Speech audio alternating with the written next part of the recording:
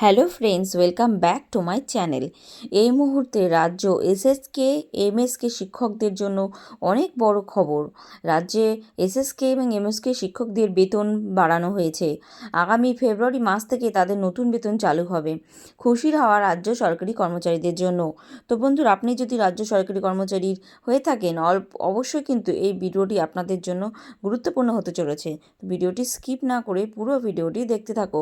আর যদি চ্যানেলে নতুন হয়ে থাকো, অবশ্যই রিকোয়েস্ট রইলো চ্যানেলটিকে সাবস্ক্রাইব করে বেল নোটিফিকেশান অন করে দিতে, যাতে এরকম ইনফরমেটিভ ভিডিও সবার আগে তোমাদের মোবাইলে পৌঁছে যায়।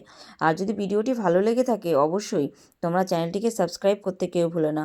তোমাদের এক একটি সাবস্ক্রাইব অনেক বেশি মোটিভেট করে পরবর্তী ভিডিওগুলো করার জন্য। বছরের শুরুতেই রাজ্যের শিশু শিক্ষা কেন্দ্র এবং মাধ্যমিক শিক্ষা কেন্দ্রের শিক্ষকদের জন্য বড় খবর নিয়ে এলো রাজ্য স্কুল শিক্ষা দপ্তর। দীর্ঘ প্রতীক্ষার পর অবশেষে বেতন বৃদ্ধির বিজ্ঞপ্তি জারি করা হয়েছে।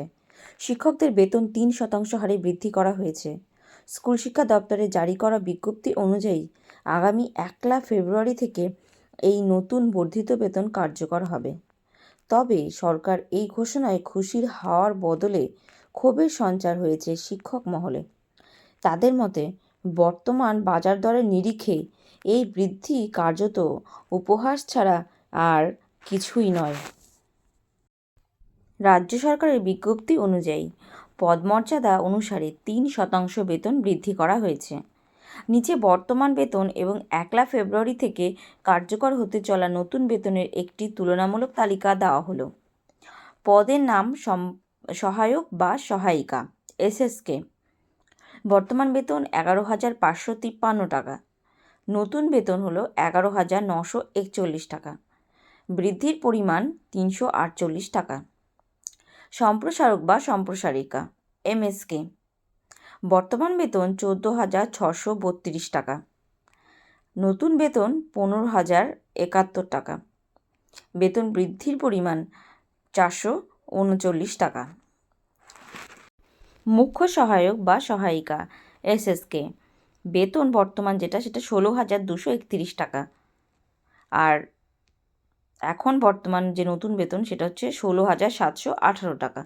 বেতন বেড়েছে 487 টাকা। সিনিয়র সম্প্রসারক বা সম্প্রসারিকা এমএসকে। বেতন ছিল 15,071 টাকা। বর্তমান বেতন হলো 15,523 টাকা।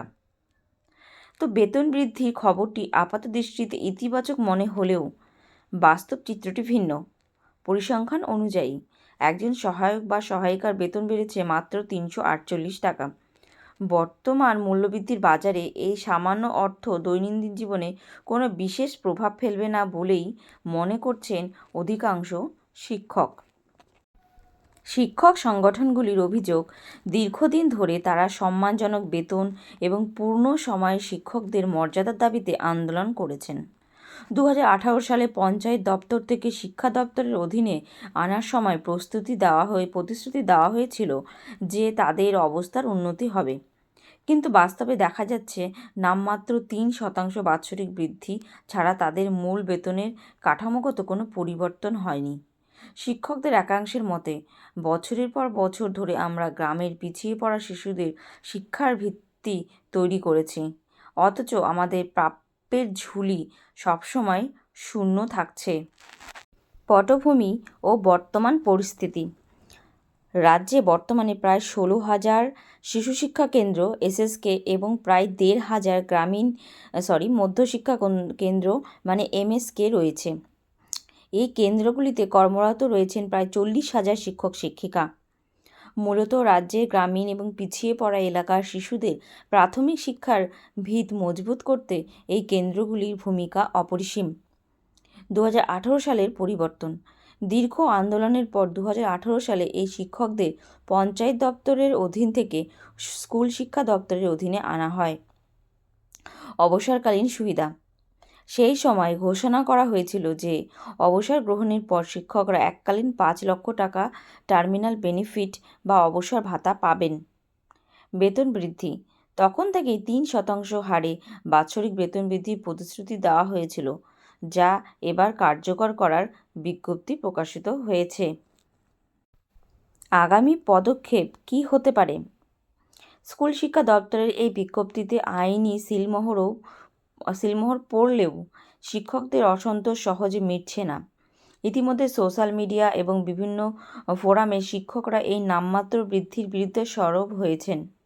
তাদের দাবি, রাজ্য সরকারকে অবিলম্বে তাদের বাজার দরের সাথে সামঞ্জস্য রেখে একটি সম্মানজনক বেতন কাঠামো তৈরি করতে হবে। অন্যথায় আগামী দিনে ফের বৃহত্তর আন্দোলনের পথে হাঁটতে পারেন এসএসকে এবং এমএসকে শিক্ষকরা।